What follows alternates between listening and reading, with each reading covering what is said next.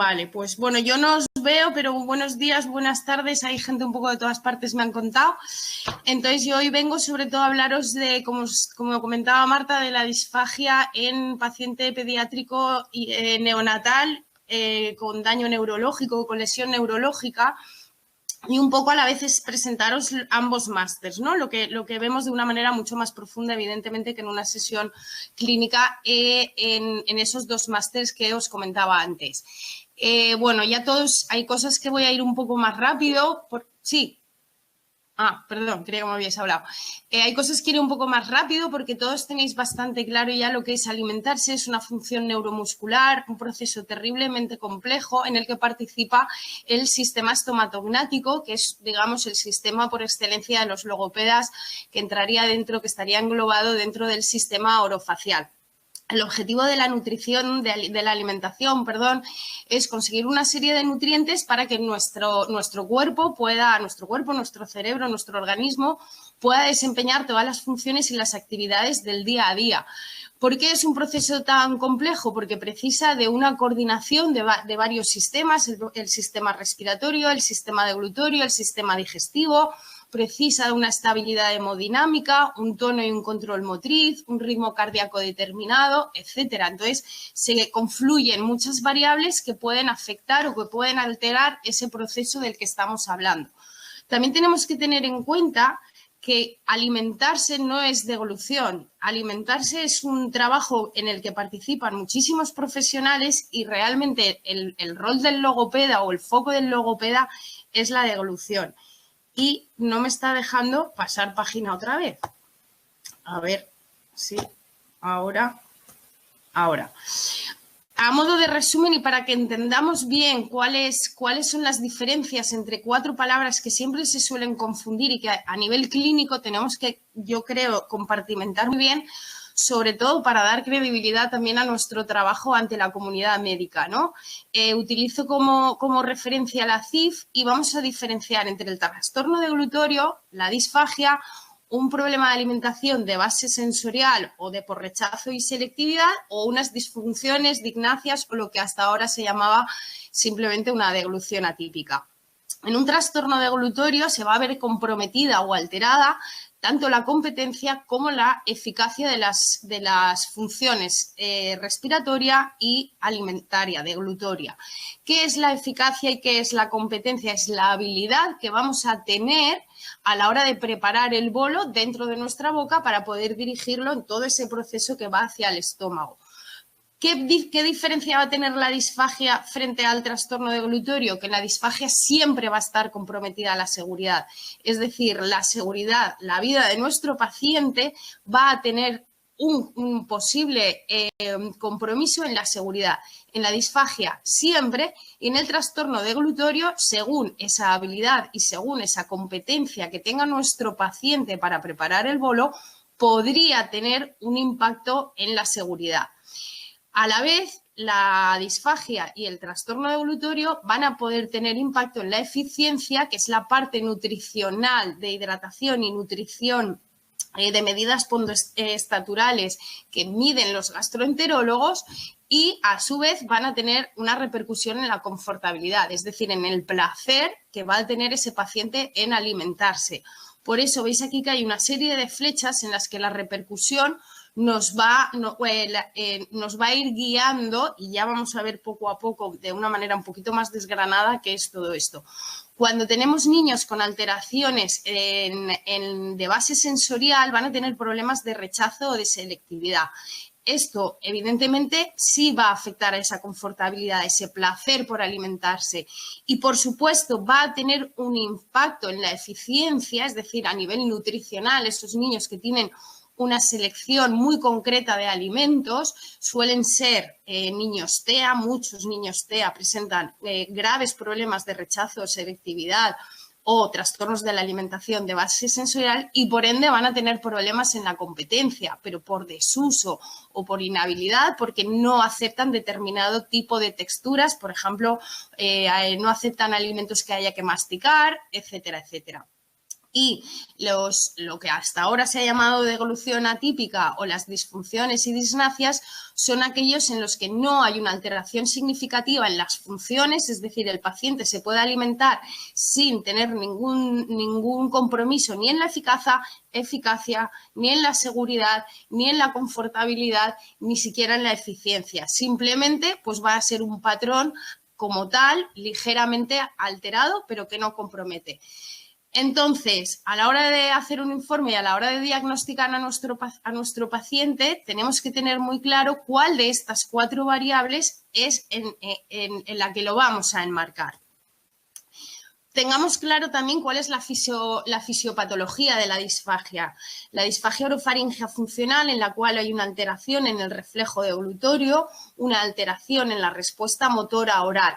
Una cosa es ese niño que le cuesta preparar el bolo, pero es capaz de manejarlo y no tiene riesgo en la seguridad. Estos niños con disfagia siempre va a haber un riesgo en la seguridad.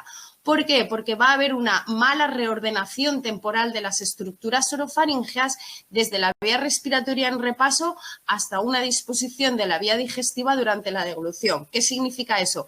Que desde que el bolo entra en la boca hasta que el bolo llega al sistema digestivo, no se van a organizar, no se van a coordinar de manera adecuada todas las estructuras, laringe, boca, lengua, pares craneales, etcétera, etcétera, con lo cual en algún momento esa seguridad de la que tanto vamos a hablar en esta sesión se ve comprometida.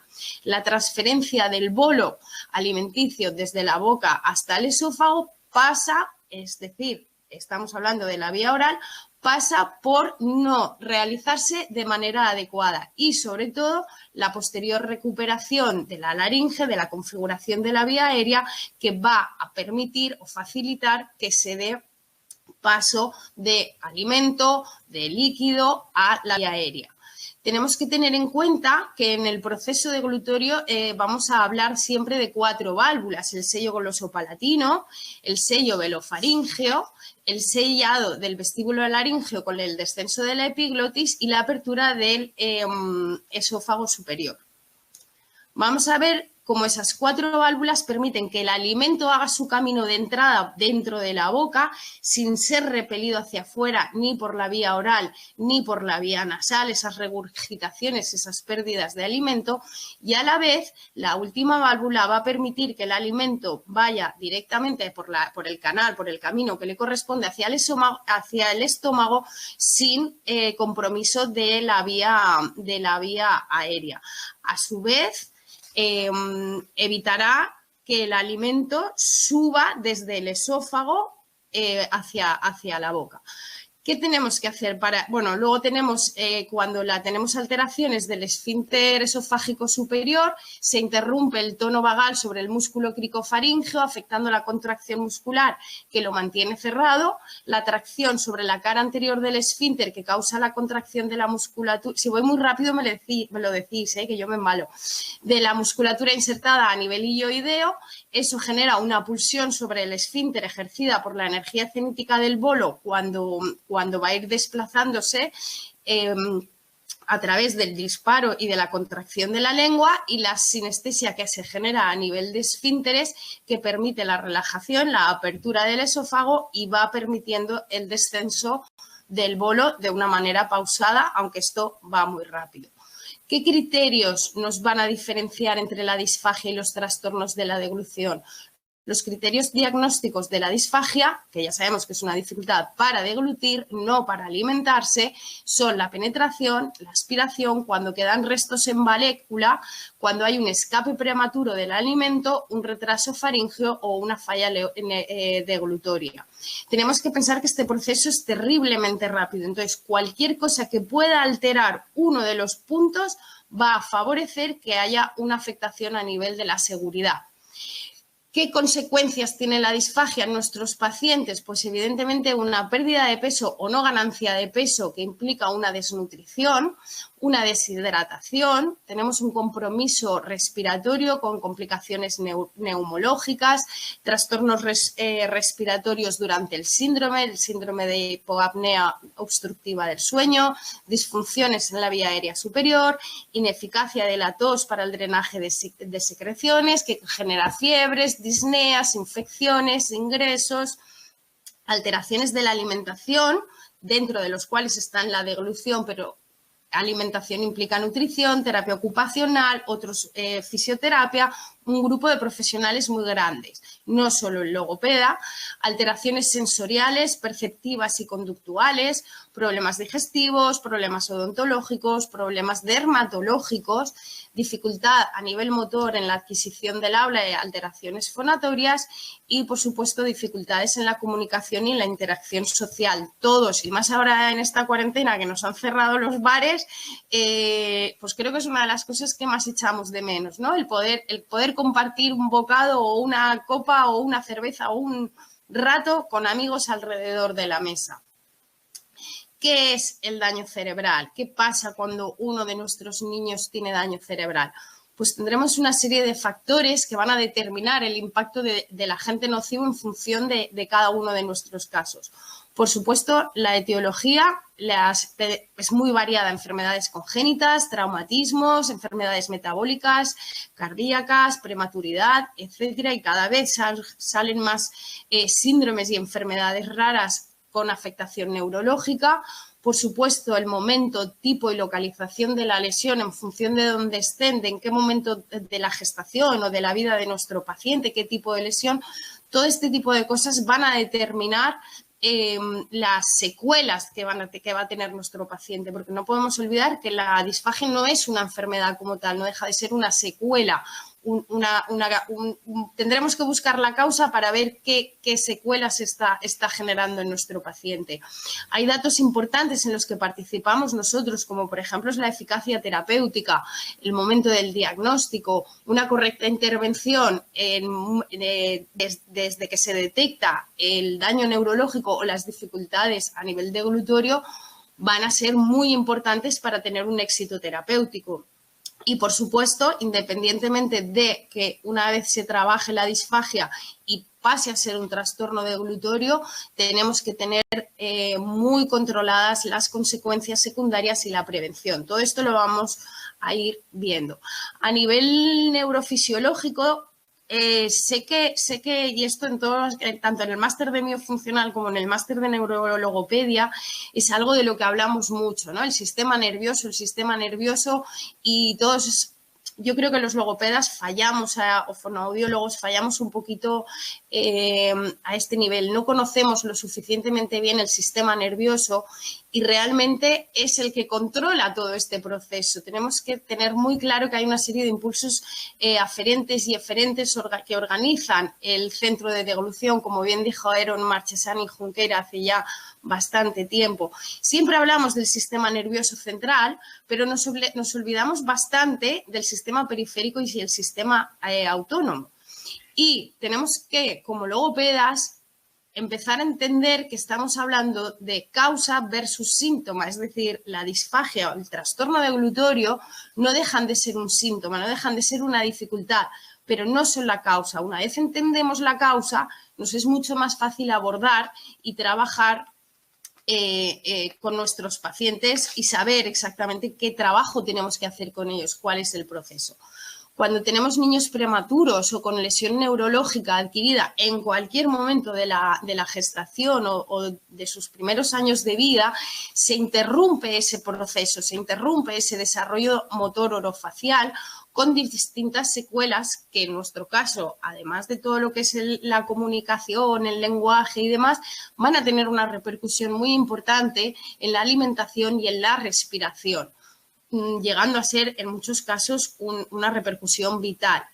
Y como os comentaba antes, tenemos que tener muy en cuenta que a nivel neurológico la deglución tiene diferentes puntos de regulación neuromotora, además del sistema nervioso central, el sistema nervioso periférico, con sus sinapsis, las conexiones que se realizan fuera del eje para llegar al sistema nervioso central, los pares craneales, toda la información táctil de temperatura, de dolor y de vibración se realizan a través del sistema nervioso periférico, las funciones sensitivas aferentes o eferentes se realizan a través del sistema nervioso periférico y el sistema nervioso autónomo, que es uno de los grandes olvidados, tiene una incidencia muy importante en la deglución y en la digestión, en las secreciones hormonales, en los reflejos visuales y en la presión arterial que necesitamos que varíe para poder hacer el proceso de manera adecuada.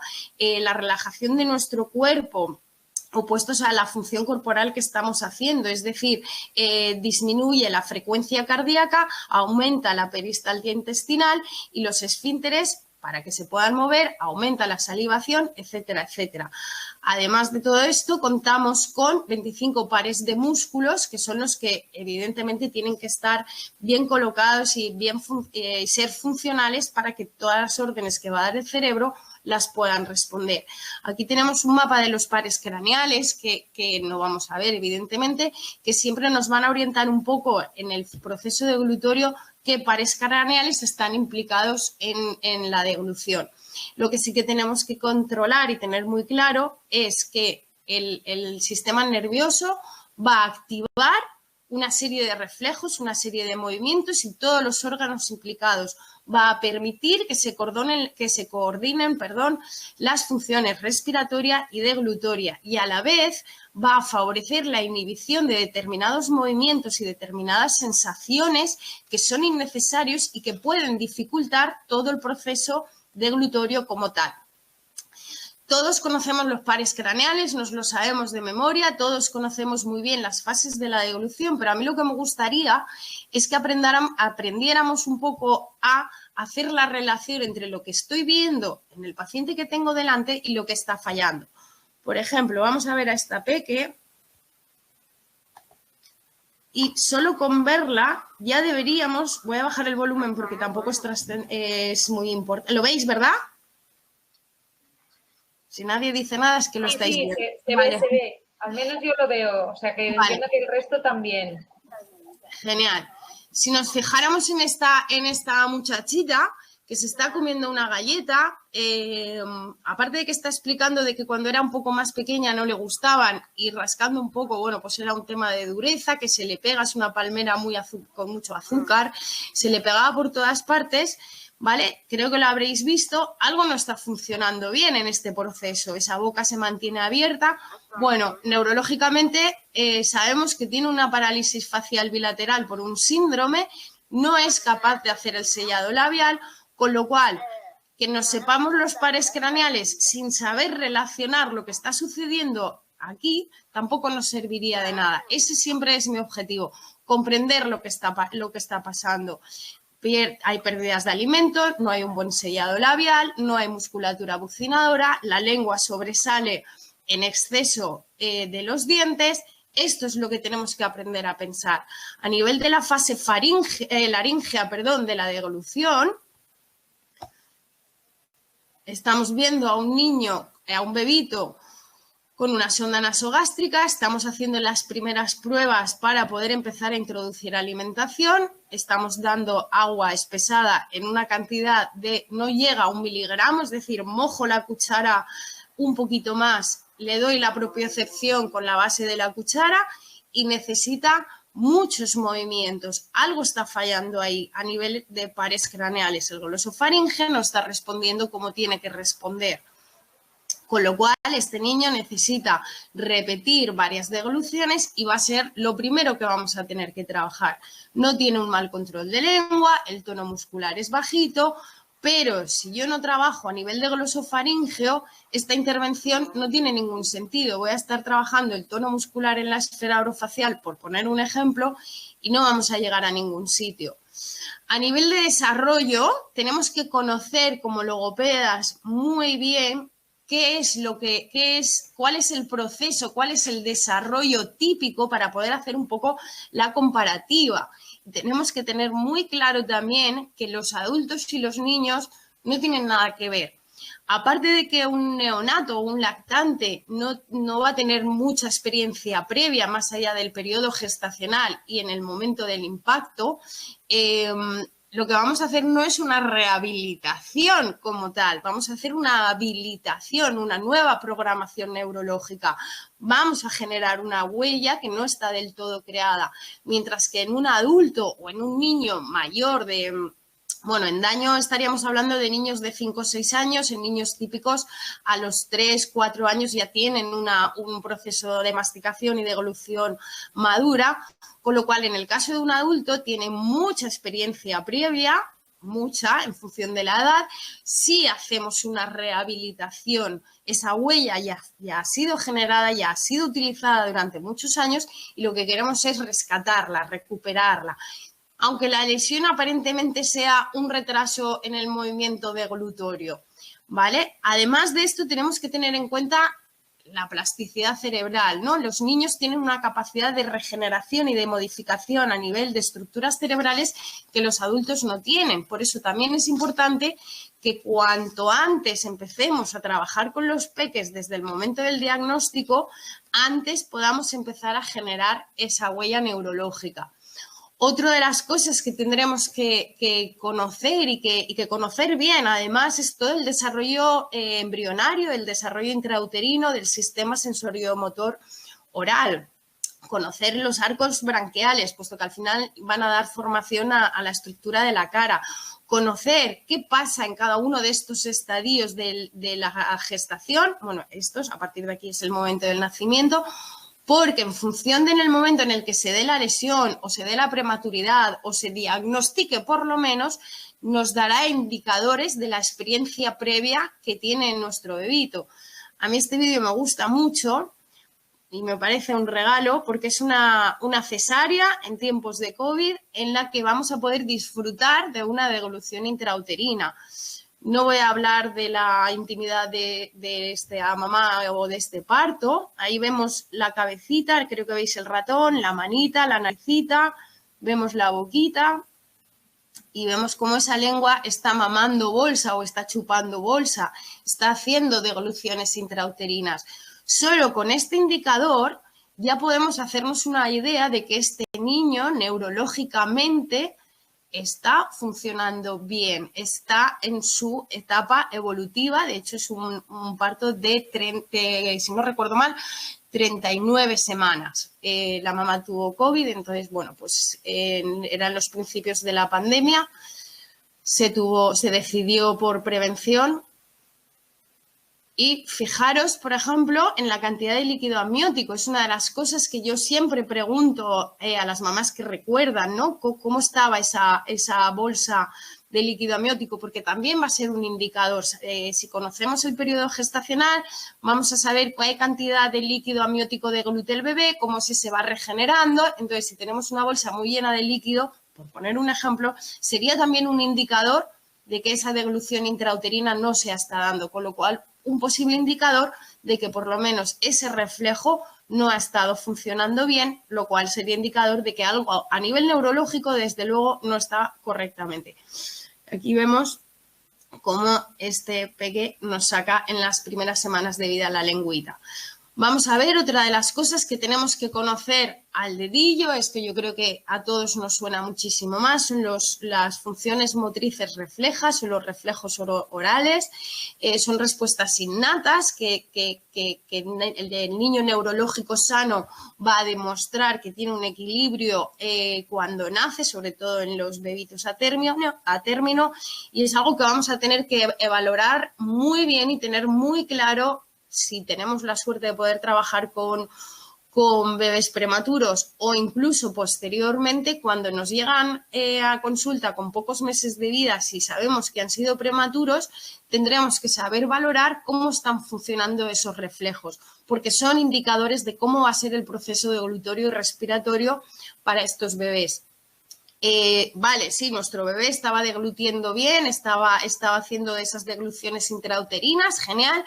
pero se complica la cosa cuando uno nace y tiene que respirar, porque esas dos funciones hasta ese momento no coexistían. Sin embargo, de pronto, de golpe, hay que combinarlas y tienen que organizarse muy, muy bien.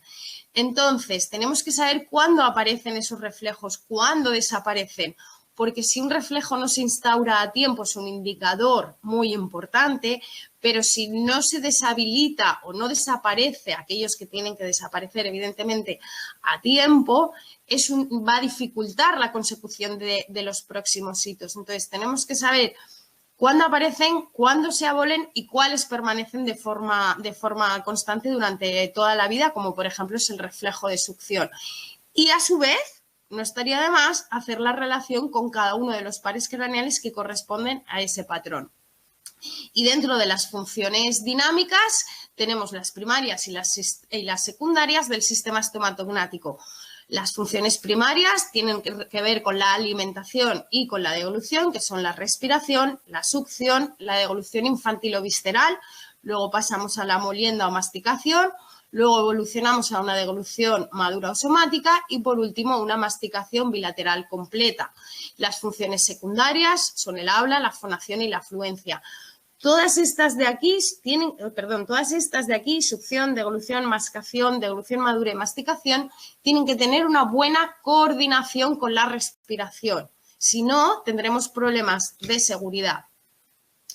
Vamos a ver un poquito la rama motora, que son los hitos del desarrollo motor que tiene que tener un niño para poder alimentarse de manera adecuada, de manera segura y de manera eficaz.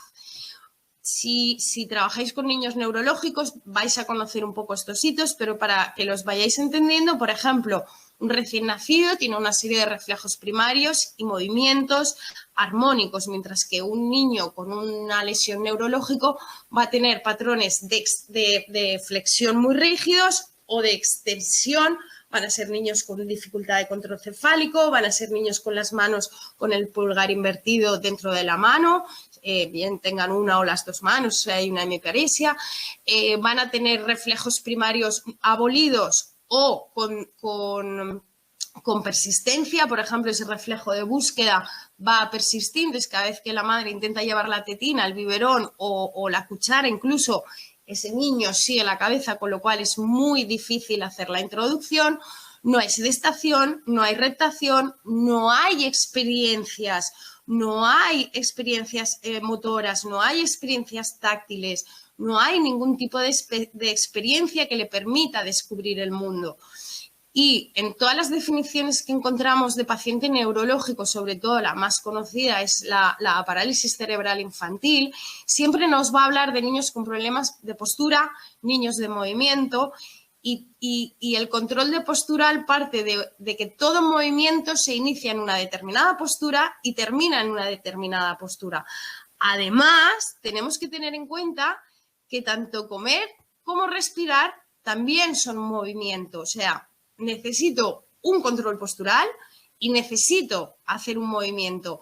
Si hay un descontrol postural, va a repercutir en la postura orofacial. Es decir, yo voy a tener una postura orofacial, una oclusión, una sistematización de todo mi perfil, correcto o incorrecto, con lo cual todo se va a complicar muchísimo.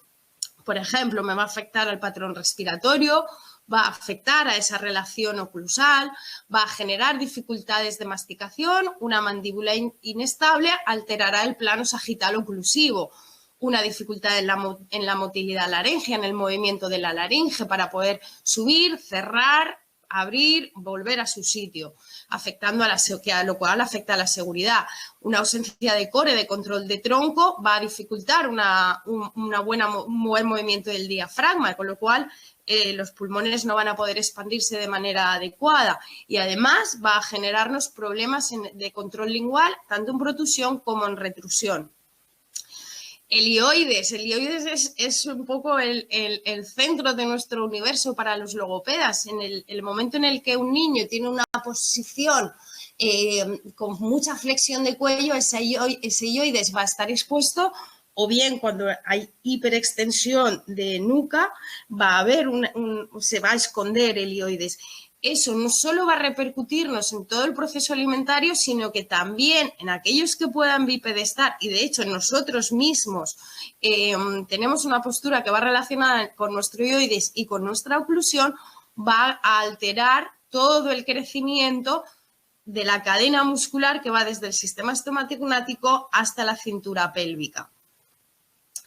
A nivel de nuestros pacientes, ¿qué patrones van a adquirir? ¿Qué movimientos van a adquirir? Pues movimientos con respuestas reflejas que interfieren totalmente en la estabilidad de la cabeza y del alineamiento del tronco, un posicionamiento patológico de la cabeza, un estado de contracción de los músculos del cuello brutal, parecen Fernando Alonso la mayoría, o no tienen ningún control o tienen una musculatura bestial, muy potenciada, lo cual les da mucha rigidez, presencia de muchos movimientos involuntarios, alteración en toda la postura orofacial, veremos un poquito luego qué es eso, dificultad sobre todo en el control de lengua y en los movimientos del sistema estomatognático.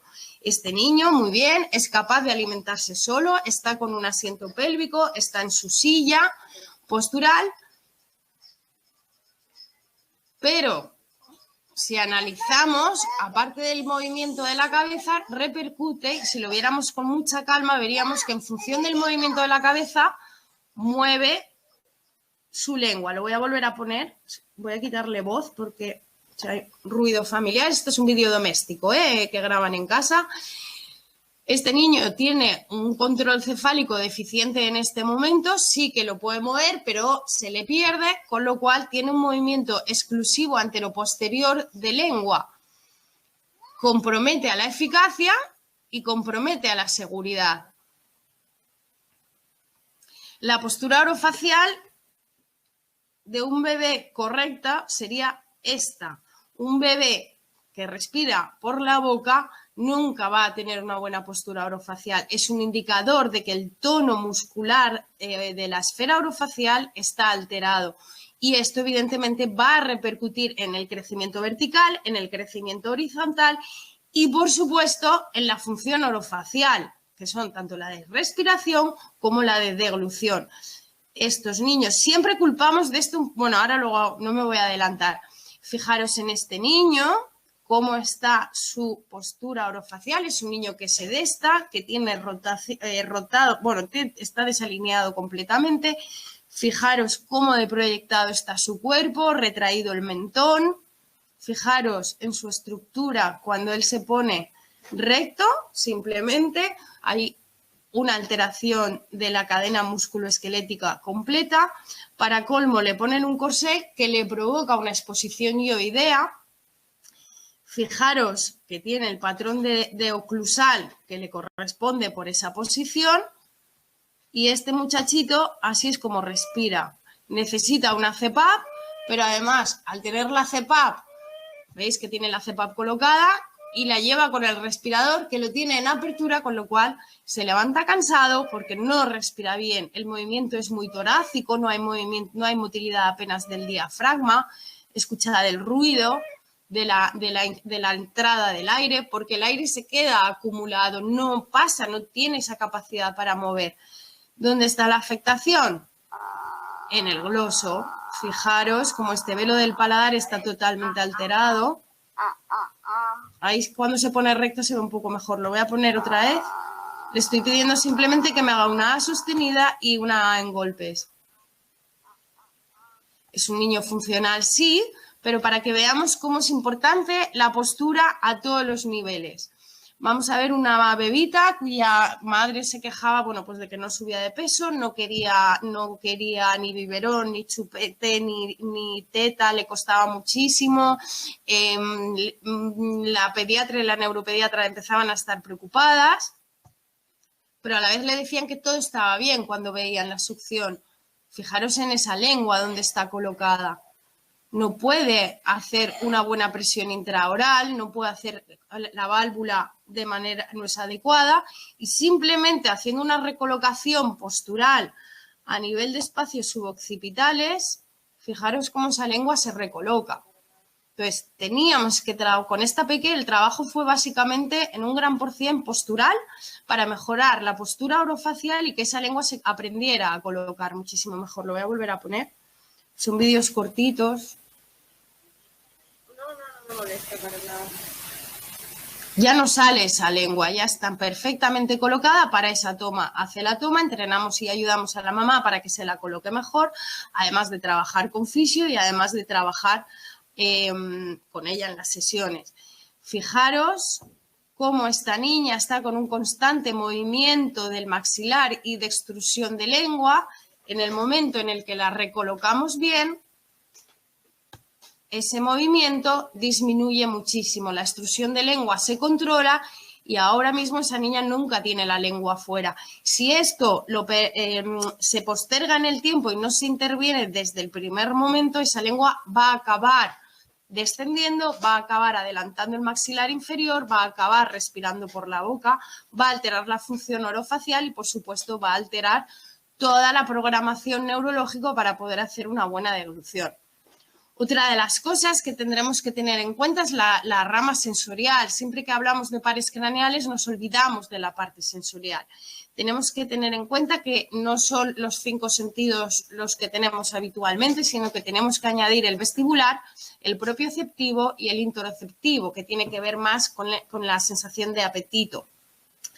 Si bien la teoría de integración sensorial está más enfocada al paciente TEA, me interesa que conozcáis un poquito el trabajo de Jane Eyre, en el que nos indica que el cerebro es una máquina de procesamiento sensorial que interpreta, asocia y unifica toda una serie de sensaciones y nos va diciendo qué es lo que tengo que hacer con ellas, de qué manera tengo que responder y con qué propósito, para qué.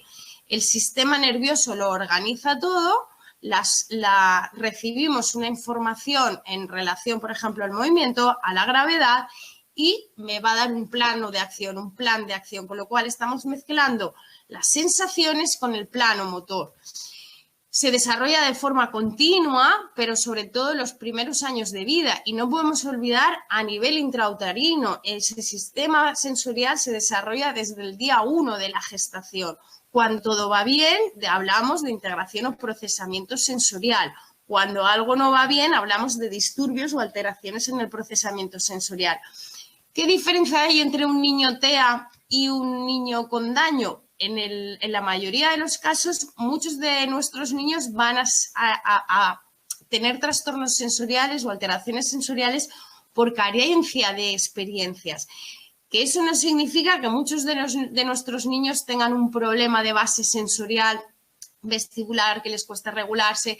Sí, pero en los niños con daño no podemos diagnosticarlos de la misma manera que los diagnosticamos cuando tienen un TEA, porque en la mayoría de casos, luego lo vamos a ver, es una carencia de dieta sensorial. He tenido varios niños que con un ictus y epilepsia al segundo o al tercer día de vida, niños que nacieron bien, estando en el hospital tuvieron, uno tuvo un ictus, otra tuvo un ataque epiléptico bastante potente. La respuesta de los médicos es convertirlos en burbuja.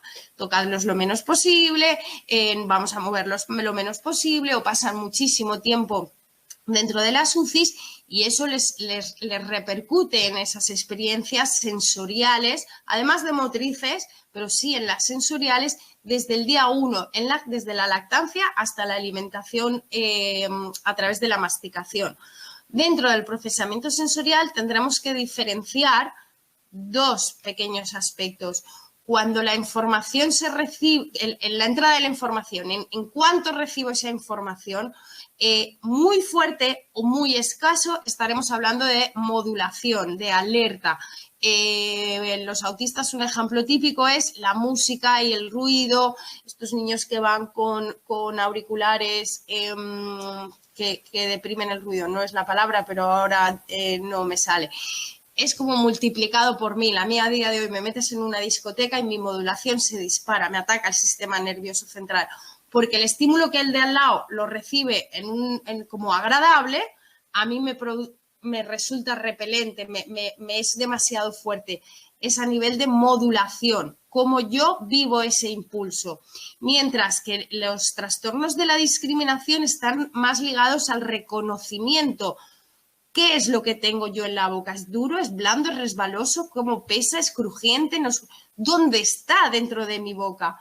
¿Vale? Entonces, tenemos en niños con daño vamos a tener en su mayoría mayoritariamente problemas de discriminación, de lo que llamamos esterognosia oral. Esto habría que verlo un poco más en profundidad, pero tengamos en cuenta la modulación como la cantidad que recibo, con qué cantidad recibo ese impulso, y la discriminación es lo que conozco, lo que recibo, lo que reconozco de ese impulso que tengo delante. ¿Qué pasa en los niños con daño cerebral? En niños hospitalizados durante mucho tiempo, con sondas nasogástricas, con vías, con tubos, sobre todo grandes prematuros, pues que evidentemente eso tiene una consecuencia sensorial desde el momento inicial. La presión negativa y positiva continuada de la ventilación asistida, como veíamos en el otro niño, cánulas que entran y salen, aspiración regular de secreciones, tanto a nivel de nariz como a nivel de boca, periodos de deprivación a nivel de succión nutritiva y succión no nutritiva, o de sobreforzarlas. ¿Por qué no come? Y las enfermeras vienen y te enchufan el biberón y obligan al niño a comer. Conductas circulares, es decir, he aprendido a manipular, he aprendido a que esto no me ha ido bien una vez y es suficiente una mala experiencia como para rechazar y prolongar ese rechazo. Falta de uso, niños, bueno, voy a pasar el vómito porque una vez tiene gracia, pero tampoco falta de uso, miedo de la mamá, mi niño tiene un daño neurológico, estoy sola en el mundo, ya me ha costado mucho la succión, si consigo entrar en la cuchara, evolucionar a una masticación, pues evidentemente me da mucho miedo un atragantamiento, con lo cual muchas veces niños con daño neurológico llegan con 4, 5 o más años que nunca han tenido un trozo, una hebra, todo es un puré muy fino para evitar que lo detecten, para evitar atragantamientos, y llegan niños que no se les puede tocar la cara porque tienen un reflejo de náusea muy adelantado. Para eso tendremos, bueno, no me voy a adelantar. No sé este vídeo. Bueno, este vídeo es otro de vómito, con lo cual tampoco pasa nada si nos lo perdemos. Por supuesto, la colaboración en equipo es lo mejor. Trabajar con fisios que nos ayudan muchísimo con la postura, los terapeutas con las aversiones orales y sensoriales, y por supuesto los logos en el proceso deglutorio, por supuesto, va a mejorar la intervención con nuestros pacientes. A nivel de anatomía no me voy a extender mucho porque creo que todos somos logopedas, con lo cual debemos conocer muy bien la anatomofisiología del sistema orofacial, pero tenemos que tener muy claro, muy presente que las funciones orales van a ser determinantes en el crecimiento de nuestra cara, de nuestra dentición, de nuestra oclusión, con lo cual una alteración esquelética va a dificultar la relación de las funciones de manera correcta, y una alteración en las funciones va a condicionar el crecimiento maxilar y el sistema estomatognático, con lo cual, independientemente de que el niño presente una disfagia o un trastorno deglutorio, tenemos que conocer que la lengua se mueve en una acción centrífuga, que el buccinador y el orbicular son una cadena, por poner ejemplos, que el constrictor superior faríngeo es el que va a generar esa acción centrípeta. Tenemos que conocer los movimientos, tenemos que conocer la musculatura, no solo para corregir, sino también para prevenir, ¿vale? Toda la musculatura está implicada en la respiración, está implicada en la deglución, con lo cual es muy necesario que conozcamos muy bien cuál es la norma anatómica y fisiológica. Tenemos que conocer los componentes óseos y estáticos, los componentes musculares, los músculos, cómo es un músculo circular, cómo es un músculo largo, los perfiles de nuestros pacientes, cuál es su biotipo craneal, cuál es su biotipo corporal, qué es una buena oclusión, por qué se altera la oclusión, por qué se altera la mordida. Conocer al dedillo como logopedas nuestra musculatura para poder saber qué músculo, si es un problema muscular, qué músculo es el que está fallando en cada momento y poder hacer una buena intervención de proximal a distal. Perdón, de distal a proximal. A nivel de evaluación, tenemos que, basarnos en el análisis clínico de lo que está sucediendo y para ello tenemos que conocer la norma, el desarrollo de la deglución, conocer la historia y la patología que tiene nuestro paciente de base, conocer la anatomía, la anatomofisiología de la deglución. Hemos hablado un poquito de la neurología, del componente motor en su rama sensorial, de la musculatura, de las estructuras, analizar lo que estoy viendo, buscando siempre una correcta funcionalidad. A nivel de exploración clínica de la disfagia orofaríngea, tenemos que siempre hacer una buena historia clínica, una buena recogida de datos, exploración física, todos los aspectos neurológicos, valorar el volumen y la viscosidad. Luego veremos qué pruebas podemos utilizar para poder decidir y poder, más que decidir, diagnosticar o hacer el cribado. Si nuestro paciente tiene una disfagia orofaríngea estructural, veremos si traen pruebas. Normalmente cuando son estructurales sí que suelen traer más pruebas complementarias y veremos, probablemente va a necesitar un tratamiento específico y una cirugía.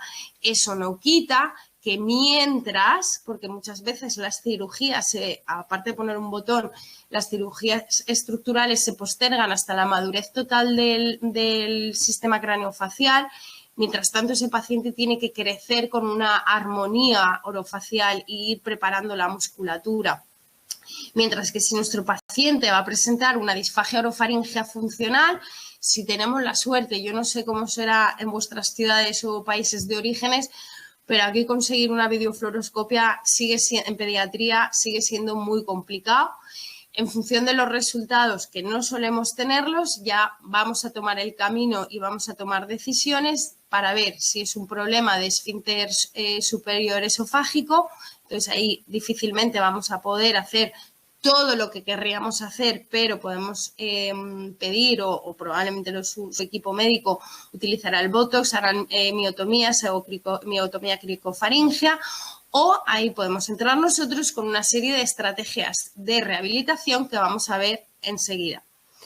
Dentro de la evaluación clínica de la disfagia, cada vez más los médicos son los que nos piden que nosotros hagamos el diagnóstico diferencial entre disfagia o trastorno deglutorio, con lo cual tenemos que saber de qué estamos hablando en función de la seguridad, de la competencia a nivel alimentario, tanto en líquidos, sólidos y semisólidos, sin dejar de lado la eficiencia y la confortabilidad. Y a partir de esta evaluación podremos determinar cuál es el plan de actuación más ajustado para cada uno de nuestros pacientes, porque dos niños, por mucho que presenten el mismo daño neurológico, aparentemente el mismo tono, no son iguales, las familias no son iguales, con lo cual nos vamos a tener que ir adaptando lo mejor que podamos. Si podemos pedir o podemos disponer de evaluaciones instrumentales, pues genial, pero siempre vamos a tener en cuenta el motivo de la consulta, nuestra evaluación, porque a veces los padres vienen y dicen, no, es que cuando hablan no lo entiendo, los ves comer y dices, no, lo que no entiendo yo es cómo no se te ha atragantado 700 veces, entonces empiezas a rascar y bueno, sí, le cuesta y tose mucho y se le escapa el alimento y para poder explicarles y ayudarles. Hacemos una hipótesis diagnóstica, nos planteamos nuestros objetivos y a la vez que vamos interviniendo estamos en constante reevaluación.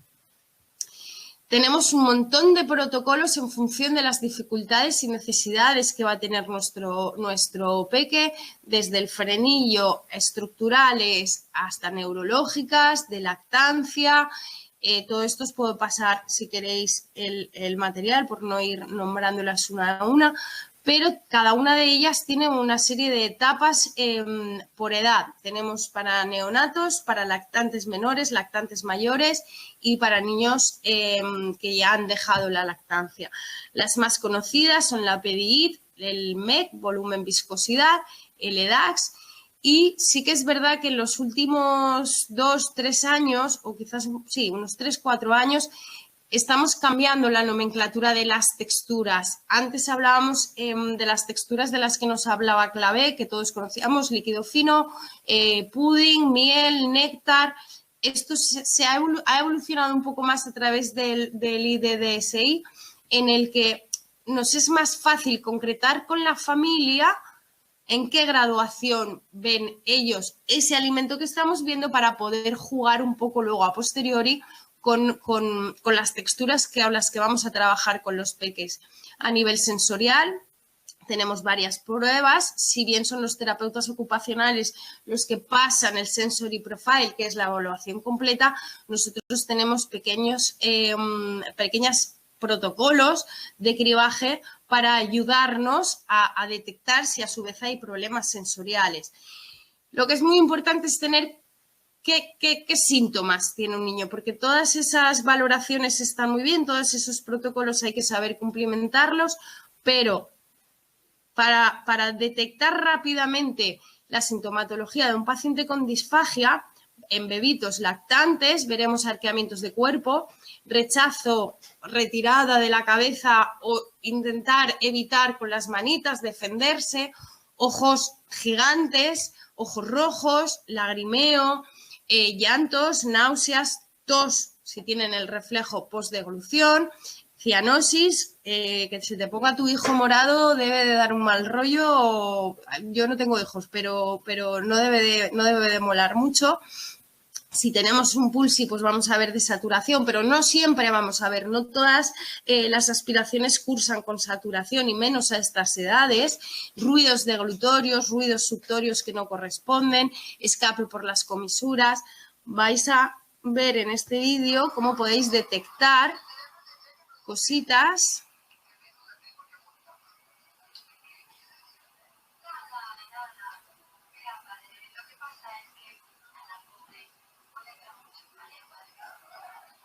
El niño empieza a agobiarse, no se ve bien, pero hay pérdida y sobre todo no hay tos, que es el indicador más potente para poder decirle a la madre, si ves que se le escapa, si ves que el niño empieza a moverse, sobre todo la tos es un muy grande indicador. Vemos que en la boca no hay un buen sellado labial, se está agobiando. Cuando estamos hablando de triturado vemos muchos movimientos a nivel oral, dificultad para iniciar la acción de tragar, varios tragos como veíamos en el bebito que estábamos valorando antes, pequeñas crisis de apneas, rechazos, salida, escape de alimentos, mucha pérdida de alimentos, poco movimiento laríngeo, desaturación, cambios de color. Fijaros que, no sé si lo veis, pero la mamá tiene esto lleno de tos. Cuando el niño tose, gracias a Dios, este peque, lo vuelvo a poner, es capaz de toser. Fijaros en los ojitos, cómo los tiene brillantes y rojos. Y el pediatra le decía, chica, ya aprenderá a comer. Síntomas o signos de alteración en la coordinación respiratoria, veremos síntomas de aspiración y penetración, pueden ser silentes o no, veremos hiperextensión corporal, veremos voces húmedas, lagrimeo, tos, rechazo ante la comida, espasmos glópticos, carraspeos, no sé cómo llamáis esto, pero carraspeos, neumonías, cuanto más grandes, más neumonías por la cantidad bacteriana que puede... que puede presentar el paciente.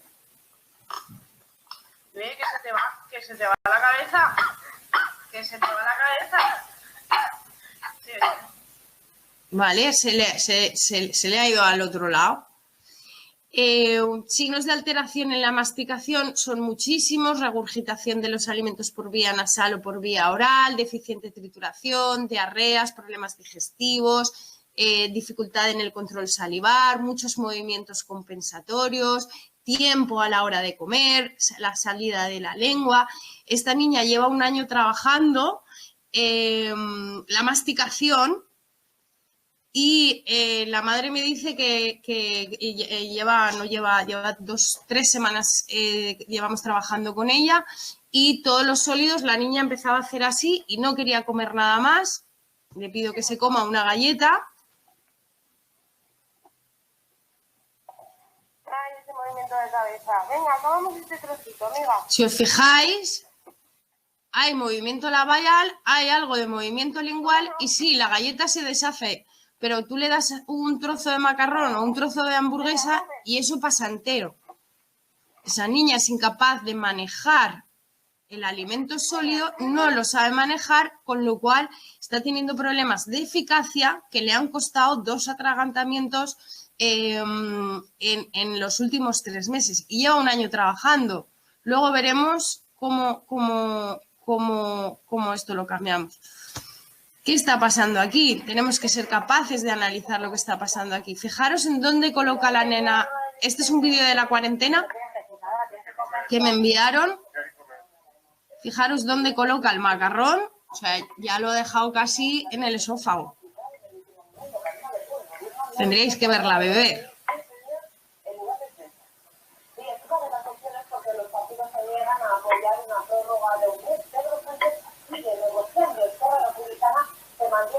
Tú le preguntas a la madre, ¿y cómo come? Y te dice, come muy bien, se lo come todo, lo engulle todo, no hay masticación, es totalmente inexistente.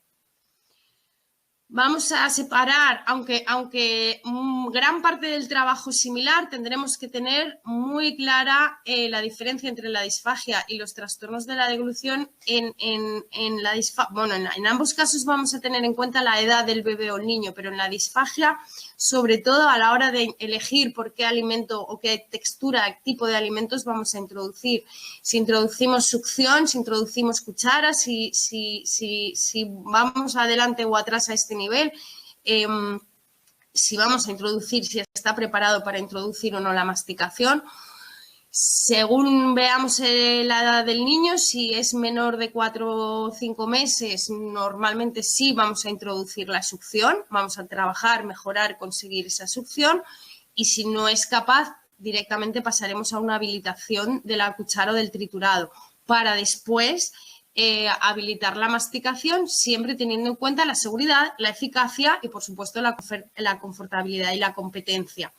Mientras que en el trastorno de la deglución, normalmente vamos a hablar de la modificación o la mejora de un patrón instaurado, teniendo en cuenta que pensamos que hay una seguridad adecuada, mejoraremos la eficacia, la confortabilidad y la competencia. La eficacia terapéutica en logopedia, bueno, sabemos que la terapia miofuncional, la crioterapia, los masajes, la estimulación de puntos motores, la mioterapia, todo eso es una terapia motora, es una terapia basada en el movimiento. Pero no son ejercicios o praxias, sino que estamos trabajando a nivel deglutorio en una fisiología muscular y funcional neurológica, con lo cual, ¿cuántas veces tiene el niño que repetir? Pues es que no lo sé, depende de cada niño, ¿no? Tendremos que ver qué músculo estamos trabajando, si es un músculo o una cadena muscular.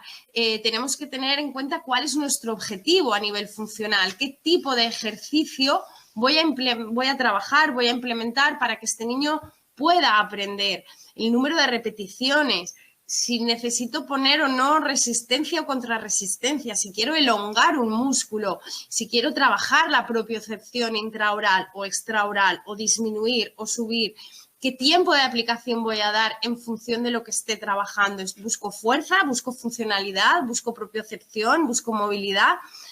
Una de las cosas típicas es la fuerza de la lengua, la fuerza de la lengua.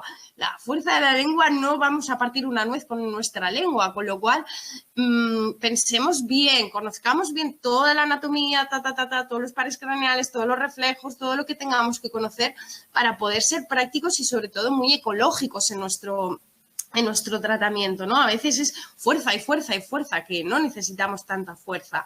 ¿Qué objetivos vamos a tener en la intervención en paciente con disfagia? Por supuesto, siempre, nunca vamos a perder de vista la seguridad, la eficiencia, la competencia, la confortabilidad y la coordinación de las funciones, siempre pensando en un soporte nutricional e hidratación adecuados.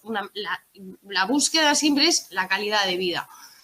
Este paciente, esta familia tiene que tener calidad de vida, porque ya es bastante difícil lo que tienen todos los días encima, que adaptarse al mundo, porque el mundo no es capaz de adaptarse a ellos, como para encima exigirles cosas. Tenemos que vigilar qué expectativas damos. No pasa nada si se pone un botón gástrico, no pasa absolutamente nada. Podemos seguir trabajando para retirarlo, pero siempre vamos a buscar la calidad de vida, adaptarnos nosotros al niño, no, y a la familia, no son ellos los que se adaptan a nosotros. Por supuesto, queremos evitar infecciones, queremos evitar experiencias orales negativas que generan defensividad oral. En paciente neurológico es bastante significativo los casos que llegan por malos abordajes con una defensividad oral brutal.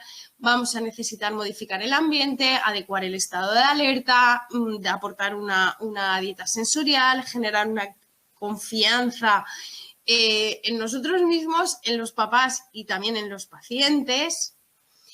Vamos a tener que tener muy presente también la prolongación, el mantenimiento, la prevención de la vida del sistema orofacial, ¿no?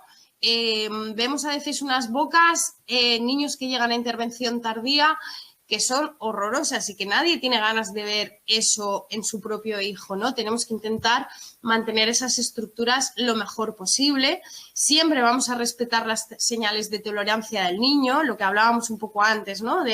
Porque yo he dicho que tienes que hacerlo 5 veces, lo tienes que hacer 5 veces. No, si el niño aguanta 2, pues haremos más series o menos. Pero no puedo yo estar ahí pim, pim, pim, pim, porque al final voy a generar un rechazo a la intervención, a la alimentación, a todo el proceso. Vamos a intentar apoyar al colegio, a la familia, a todo el entorno. Vamos a tonificar y entrenar la musculatura orofacial buscando una estabilidad orofacial lógica. Pensemos en lo que estamos haciendo. Adquirir, mejorar o mantener las funciones en prevención de alteraciones estructurales. Por ejemplo, si a mí me llega un bebito con una laterodesviación de la ATM, no he puesto las fechas. Este es un trabajo de 3 meses, no, empezamos en junio, julio, agosto, 3 semanas de vacaciones, mitad de septiembre. No llega a 4 meses de intervención en el que buscamos. ¿Por qué? Porque si esto no lo hacemos desde que son pequeñitos, bueno, no sé si veis que aquí está la línea media bastante más alineada y ya totalmente alineada. Estamos trabajando en una disfagia brutal, conseguimos, este niño se está alimentando por vía oral, si se nos va a nivel de maxilares, si se nos va, no solo me va a alterar el tono orofacial, me va a alterar el control de lengua y al final habremos corregido una disfagia para volver a tener un problema de trastorno deglutorio severo. La niña de antes, creo que vamos bien de tiempo. Venga. No llega a 3 sesiones. Muy bien. Ah, sí, es de mayor. Voy a quitar el vídeo porque tampoco hace falta que os cuente.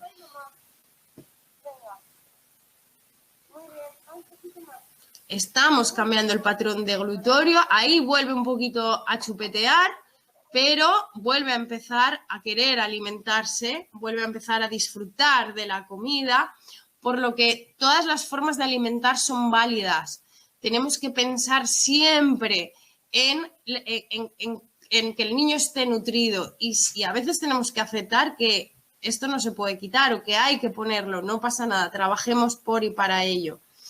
Dentro de los grupos de intervención, fuera de los quirúrgicos, fuera del botón gástrico, fuera de la gastrostomía, entre otros, clasificaremos el tratamiento rehabilitador en la activación o abolición de los reflejos, estrategias posturales, incremento sensorial, tratamiento neuromuscular y maniobras específicas, modificaciones de las texturas, del bolo, volumen y viscosidad, a lo que yo añadiría también los utensilios, las cucharas, los biberones, una tetina, un chupete, una cuchara puede cambiárnoslo absolutamente todo. Para todo esto tenemos que trabajar y tener en cuenta a la familia, al niño, el nivel de fatiga, el nivel de cansancio, porque somos un poco machacones. Y por último, el tratamiento de base neurofisiológico como tratamiento rehabilitador específico. No será lo mismo hacer un trabajo en un paciente con una hemiparesia que en un paciente con un determinado síndrome. A nivel del que ya menos podemos hacer son todos los procesos quirúrgicos, la gastrostomía, el procedimiento quirúrgico sobre los esfínteres, ya hablamos de las válvulas que hablábamos, o el esfínter esofágico superior, el botox, la miotonía del cricofaríngeo, etcétera. Vamos a ver, por ejemplo, ejemplos de activación del reflejo suctorio. La tía no sé, venía con su tía, entonces estoy grabando en la pelota. Posturalmente está fatal, pero no quiero que os fijéis en eso. Estamos trabajando para la succión con el uso del chupete y la coordinación con la respiración. El fijaros que lleva su sondita, a la vez que le ponemos el chupete, trabajamos el movimiento y el reflejo con el dedo sobre la lengua, fomentamos que él vaya respirando solito, ya que era la principal dificultad. No podía succionar, no podía alimentarse de ninguna de las maneras, con lo cual ahí va aguantando el chupete cada vez más. Utilizo la pelota y el movimiento porque es un niño con dificultades sensoriales bastante importantes.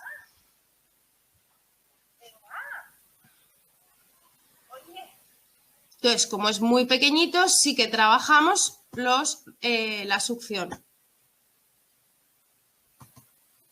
A ver.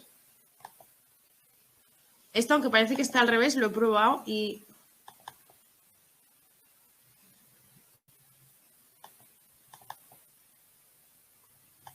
Bueno, aquí estaba trabajando el reflejo de tos, ahora luego os lo busco porque no sé por qué no me deja. Este es el resultado.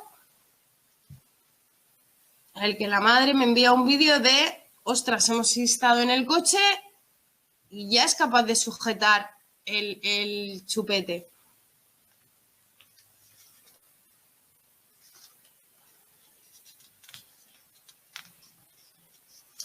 Estrategias posturales, tenemos muchas, cada uno tiene que buscar una posición en la que él mismo se sienta cómodo a la vez que el paciente se sienta cómodo, a la vez que podamos manipular al paciente. Sí que hay que tener mucho cuidado en cómo manejamos a nuestros pacientes. No sé por qué estos vídeos no... Voy a buscarlo rápido porque me sabría chupete. Voy a buscar el del bebito de antes.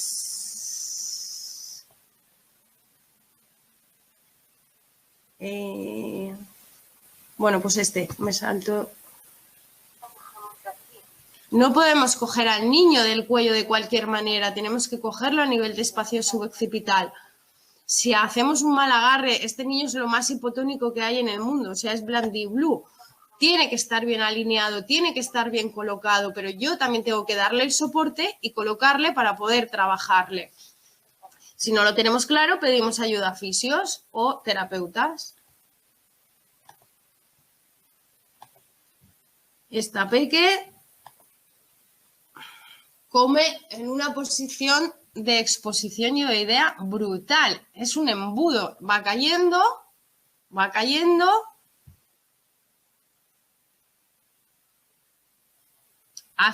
Yo la dejé de ver hace mucho tiempo, hace tiempo que no van más a la logopeda más allá del cole, pues de pasar de una posición de sedestación en el que sí, se le iba un poquito la cabeza, pero el triturado lo manejaba en una buena posición, pues ahora vamos a retomar ese trabajo. Y a mí me tiene el brazo partido. Esta es su posición habitual. Quito la voz porque es bastante verdulera. Con lo cual, antes de modificar el patrón deglutorio, independientemente de que consiga trabajarle el cuello, si por mucho que yo le pusiera algo en el cuello, no puedo trabajar todavía esa alimentación en esa posición. Fijaros que a nada que yo hago contacto en lengua, ella vuelve a tener ese patrón extensor. Tiene una deglución adaptada, segura, no ha habido nunca un atragantamiento, con lo cual, sí, la madre me pide que veamos la posibilidad de hacer ese cambio, ¿no? De que ella pueda comer en una mejor posición. Antes de eso, tengo que entrenar esa posición para que ella pueda controlar su lengua. No es lo mismo el movimiento a nivel de glosofaringeo, fijaros cómo dispara automáticamente. Aunque ella consiguiera con fisio fijar esa posición, tengo que reentrenar el patrón deglutorio. Si yo en esa posición le meto el yogur, pues ahí sí que lo más seguro es que se le vaya, que tengamos problemas de atragantamiento. Entonces, en esta posición se altera la motilidad laríngea, con lo cual tenemos que, dentro de la posición que yo quiero conseguir, hacer activaciones del cierre laríngeo.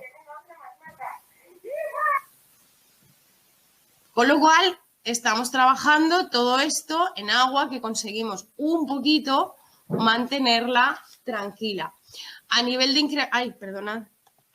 incremento y de propiocepción sensorial, esta peque, que si os acordáis, es la peque que estaba lactando, mamando de su mami, la lengua seguía muy fuera, pues es el trabajo que hemos estado haciendo. Ellos son muy de vínculo, no comen casa, comen esa posición, que a mí no me entusiasma, pero con la cuchara, es una cuchara plana, con esa cuchara yo estoy haciendo todo el control de lengua.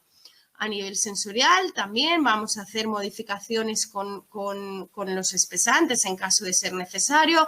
Vamos a utilizar los barridos, la crioterapia y vamos a hacer aproximaciones con niños que tienen problemas sensoriales. Estamos en una tela que está colgada de un columpio, hay algo de movimiento. Este niño tiene problemas de discriminación brutales y de modificación y de modulación todavía muchísimo más. Fijaros en la cara, está comiendo un gusanito, un panchito, no sé muy bien cómo lo llamáis. Es un snack que a todos los niños les gusta. Además es crujiente, que es una textura organizante. Yo le estoy dando modelo. El gusanito le va a decir, buenos días a la señora lengua. Mira lo que hago.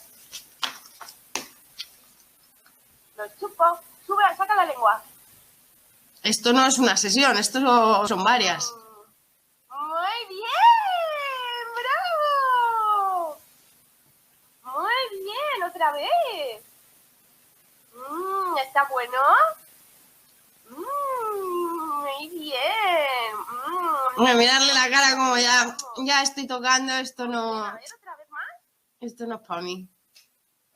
Ahí flipé, la verdad es que me sorprendió muchísimo. Pero ya se está haciendo pastita, eso se va deshaciendo y cada vez la cara le va cambiando más.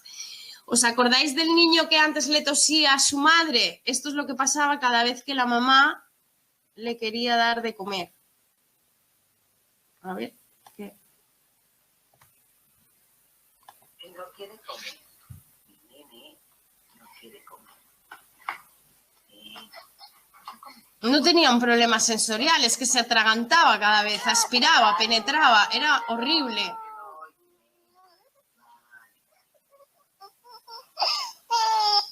La pediatra le decía ya comerá, hasta que al final consiguió que la derivaran a logopedia. Y en la medida de lo posible, este es nuestro objetivo. ¿Termina en la mano? Pues para arreglar el ordenador. Bueno, el audio os lo voy a quitar porque es que entró el informático. Come todas las texturas, todos los volúmenes, come perfectamente, no hay rechazo. Es un niño que disfruta comiendo. Como conclusiones, tenemos que tener siempre como centro al niño y a la familia. En la medida de lo posible y de lo que nos dejen, según a cada uno, intentar estar lo más relacionados posible con el equipo médico que lleva a ese niño, todo el equipo médico. Buscar, cuando estamos hablando de disfagia, hay que pensar en que la disfagia es un trastorno deglutorio, además en daño neurológico, con lo cual buscar a profesionales especializados, porque muchas veces tenemos que corregir lo que no se ha hecho bien o activar cosas y trabajar cosas que casi que ya vamos tarde. Y yo no sé si tenéis la figura del maestro de audición y lenguaje en Latinoamérica, creo que no. Pero bueno, en cualquier caso, el centro escolar no es el que debe de abordar la disfagia, no es el que debe abordar este tipo de trastornos.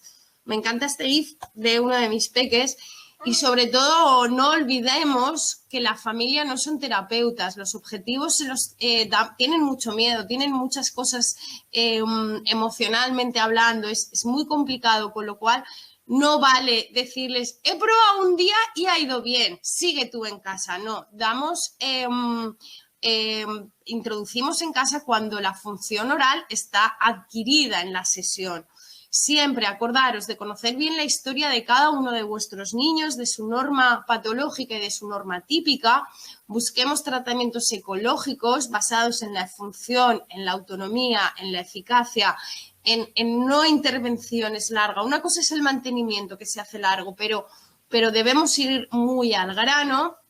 Trabajar en equipo, aunque a veces es difícil, es muy importante. En la medida de lo posible, seamos precoces en nuestra intervención. No hay recetas mágicas, no hay... Para niños que presentan disfagia tenemos que hacer 1, 2, 3, 4. Ojalá eso no existe. Y siempre reformulemos nuestros objetivos. ¿Qué necesidades hay? A veces...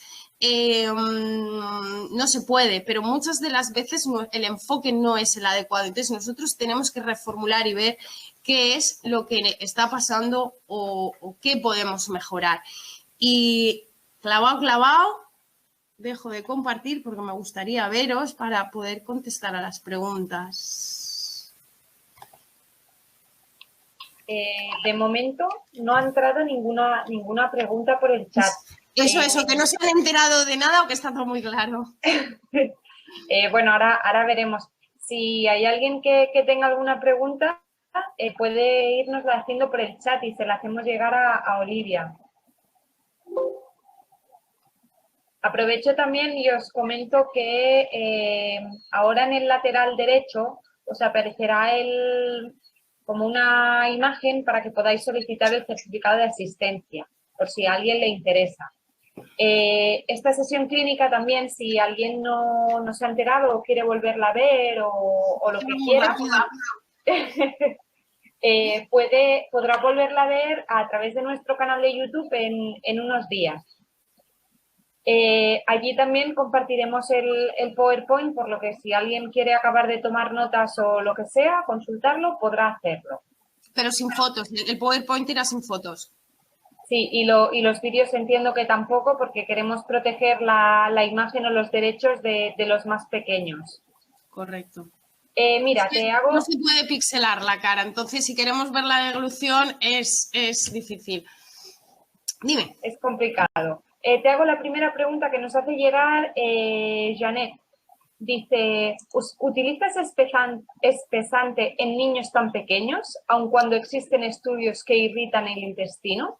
Normalmente no, para hacer las pruebas en casa sí, algunas veces, pero son espesantes que su propio gastroenterólogo les ha recomendado. Yo hablo con el gastroenterólogo y es el gastroenterólogo el que da la pauta. Normalmente intentamos utilizar la alimentación natural, pero esto siempre lo va a decidir el nutricionista con el gastroenterólogo. Y a veces en ese vídeo era para explicarle, en este caso era un espesante que además estaba caducado, para explicarle la textura del puré a la mamá. Es importante que las mamás vean la textura que tenemos que manejar en casa, que ellas mismas puedan hacer el puré con espesante que utilizo caducado, para que ellas puedan ver la diferencia entre y ver como la caída de la cuchara, ver la diferencia de si es una cortina, si es un hilo, si es como muy pesado, pero ahí yo no me meto y eso se ocupa gastroenterología con nutrición. Mira, otra pregunta que te hace Roxane. Dice, ¿cómo se maneja un reflujo grado 3 con crisis de apnea? Eso hay que verlo. Normalmente, primero habrá medicación, segundo vamos a trabajar mucho con el volumen y con la viscosidad y hay que ver qué tipos de apneas son y qué está causando las apneas. Si es una apnea por distonía, si es una apnea obstructiva, si es una apnea, pero normalmente con la medicación y los espesores del alimento vamos a poder jugar mucho. Cuanto más espeso sea el bolo, más lento será el tránsito y cuanto más rápido sea el bolo, más rápido será el tránsito, tanto de bajada como de subida.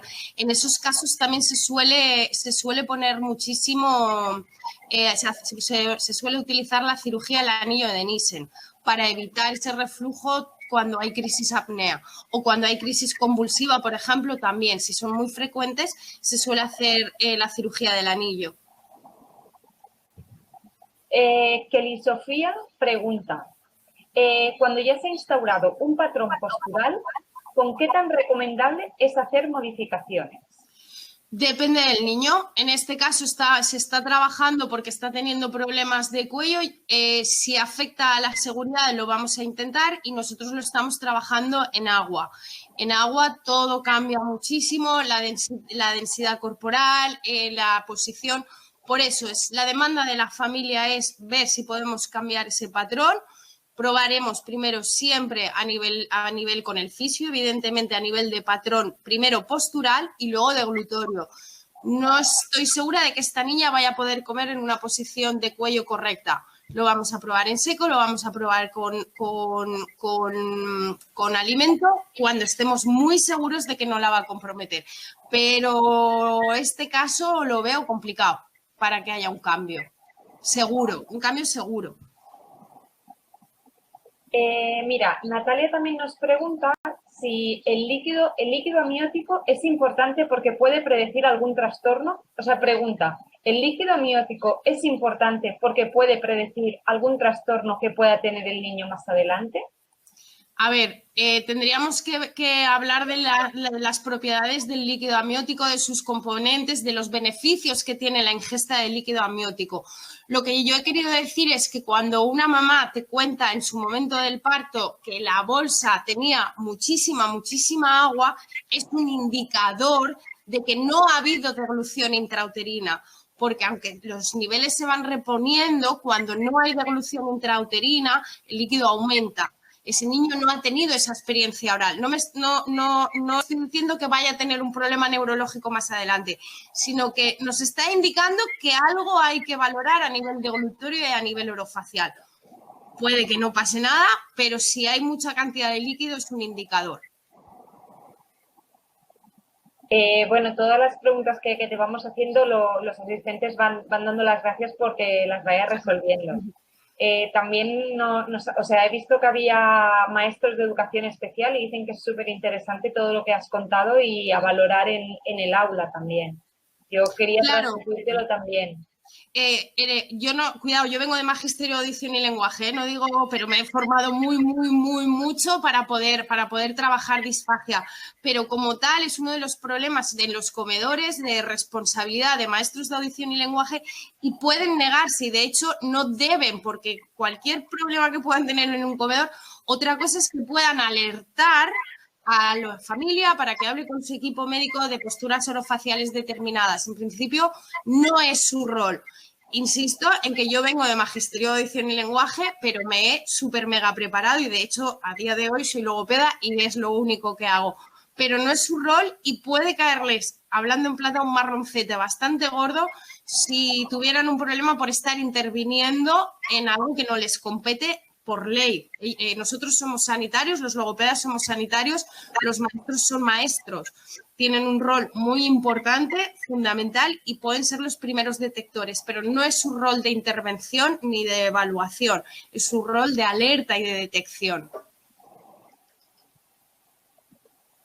Bueno, no sé si queda alguna pregunta más por responder a todos aquellos que nos seguís. Bueno, yo te transmito todas las gracias, Olivia, que te están dando por el chat. Gracias a vosotros. Creo que ha sido muy interesante y que una excelente presentación. Bueno, ha sido muy rápida, pero si os apuntáis al máster lo hablamos todo esto súper despacio y súper con la calma, que da para muchísimo más. Pues bueno, si no hay más preguntas, nos vamos despidiendo ya. Muchísimas gracias a todos los que nos habéis seguido. Muchas gracias, Olivia, por la presentación. Gracias a todos. Nos vemos muy pronto en próximas sesiones clínicas. De logopedia me vienen unas muy chulas. Perdón que meto cuña, pero estamos organizando sesiones bastante chulas de logopedia, con lo cual sí que os invito a que estéis atentos. De mayores, de menores, de lenguaje, de un poco de todo. De agua, vamos a hacer una de agua también, o sea que creo que puede ser muy chulo. Pues bueno, chicos, ya sabéis lo que dice Olivia, las recomendaciones y esperamos veros muy pronto a todos. Un saludo desde España y que acabéis de pasar buen día o buenas noches, depende de donde os encontréis. ¿Quieres estar al día de todo lo que ocurre en ISEP? Síguenos en las redes sociales y no te pierdas nada. Actualidad, entrevistas con expertos, masterclasses, sesiones clínicas, vida estudiantil, eventos y mucho más. Podrás encontrarnos en Facebook, Twitter, LinkedIn, Instagram y YouTube. Además, ahora podrás convertirte en el protagonista de nuestros perfiles sociales. ¿Cómo? Muy sencillo. Cuéntanos cómo está siendo tu experiencia en ISEP. Muéstranos cómo es tu día a día o comparte las fotos de tus mejores momentos. Acuérdate de etiquetarnos o de usar el hashtag #ExperienciaISEP. Así podremos compartir el contenido con el resto. Recuerda, juntos hacemos ISEP.